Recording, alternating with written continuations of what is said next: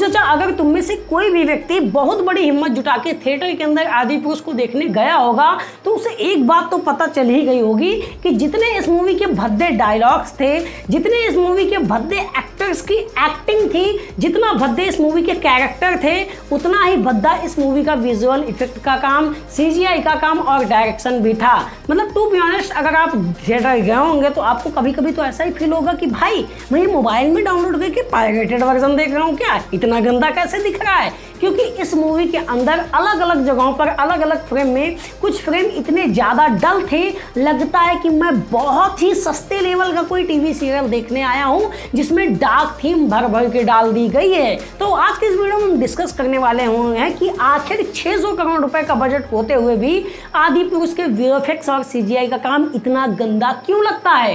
And बहुत सारे लोग यहाँ पर प्रभास भाई के फैंस होंगे जिनको बुरा लगा होगा, तो बोलेंगे भाई 600 करोड़ में तुम क्या उम्मीद करते हो, देखो सीजी कैरेक्टर ढेर सारे बनाए थे, वानर सेना बनाई, रावण सेना बनाई, एंड उसके बाद मोशन कैप्चर टेक्नोलॉजी का यूज करा था, तो तुम इतना क्या ले रहे हो, 600 करोड़ बजट तो था। तो तुमको जानकारी के लिए बता दूं कि 10 से 12 साल पहले एसआईके की मूवी यानी कि रावण जब आई थी तो उसका बजट मात्र 120 करोड़ 130 करोड़ ही था। एंथिरन यानी कि जिसको हम रोबोट नाम से भी जानते हैं, तमिल सिनेमा के अंदर जो है उस टाइम पर शंकर सर ने जब मूवी बनाई थी तो उसका ही बजट 100-150 करोड़ रुपए ही रहा होगा। उसमें तो सारे सीजी कैरेक्टर्स थे वो जो रोबोट वगैरह थे।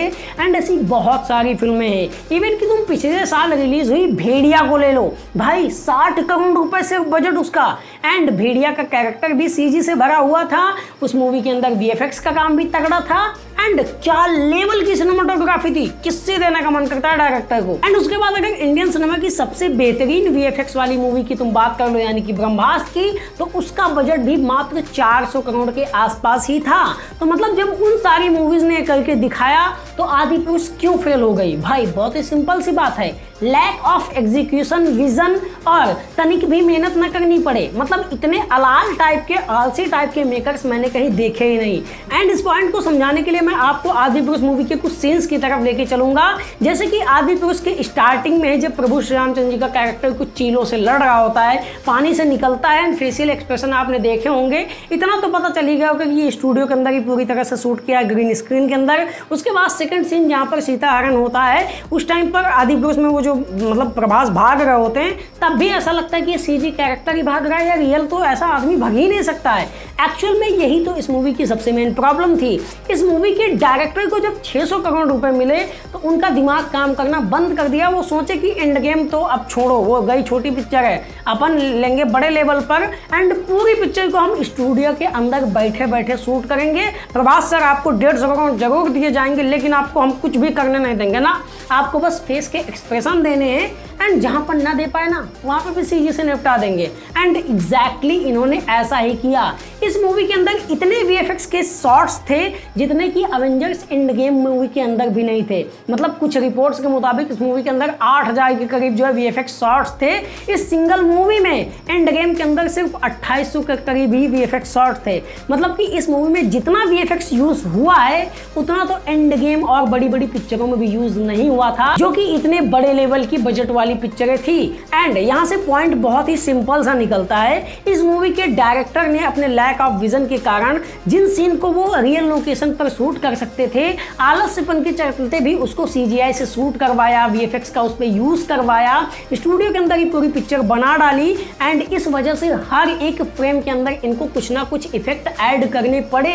एंड दैट्स व्हाई इस मूवी के अंदर सीजी और वीएफएक्स का काम इतना ज्यादा बढ़ गया कि एनवाई वीएफएक्स वाली टीम इस चीज को संभाल ही नहीं पाई। मतलब आप सोच के देखो कि आपके पास 600 करोड़ हैं तो तुम कुछ चीजें उसमें रियल भी रख सकते थे ना। प्रभास तो दौड़ सकते ना ऐसे जमीन पे भी, जंगल वाले सीन तुम रैकी करके ढूंढ सकते थे, हैं ढूंढ सकते थे अगर तुम मेहनत करना चाहते तो, लेकिन तुमने ढूंढे नहीं क्योंकि तुम्हें लगा कि मेरे पास तो 600 करोड़ है ना, मैं सब कुछ इधर ही निपटा डालेगा। पूरी आदिपुरुष मूवी के अंदर मुझे एक भी ऐसा सीन नहीं मिला जो कि लगा कि भाई इन्होंने रियल लोकेशन पर जाके शूट करा है या फिर ये सीन रियल है, इसमें सीजी और वीएफएक्स नहीं ऐड करे गए हैं। ओम रावत अगर इस 600 करोड़ वाली पिक्चर में कुछ लिमिटेड जगहों पर वीएफएक्स का अच्छा खासा काम दिखाते, कुछ सीन्स को रियल लगाते, कुछ कैरेक्टर्स को सीजी का बनाते, सारे ना बनाते, लिमिटेड काम करते वीएफएक्स और सीजीआई का, तो ये भी अगली ब्रह्मास्त्र साबित हो सकती थी। क्योंकि 600 करोड़ बड़ा अमाउंट नहीं होता है भाई साहब। जब ब्रह्मास्त्र 400 करोड़ में काम कर सकती है, लेकिन उनके डायरेक्टर ने मेहनत करी थी। रणबीर कपूर को वहाँ पे सेटवेट में बना के बहुत जुगाड़ से, सिस्टम होता है, टेक्नोलॉजी होता है, सीखना पड़ता है। ऐसा थोड़ी ना कि सीरीज ने तुमको पैसा दे दिया तो तुम बस पिक्चर बना दोगे और पिक्चर के नाम पे कुछ भी बना दोगे। इवन जब रावण बनी तो उसके लिए बड़े बड़े सेट्स तैयार किए गए थे, कुछ ही जगहों पर वीएफएक्स ऐड करा गया था, बाकी एक्शन वगैरह की शूटिंग एकदम रियल रखी गई थी। तो इस वजह से उस मूवी के सीजीआई पर पूरा का पूरा जो बजट था यूज हुआ। और यहाँ पर तुमने क्या किया, 150 करोड़ प्रभास को दे दिए, बाकी भाई पता नहीं क्या किया क्या नहीं किया।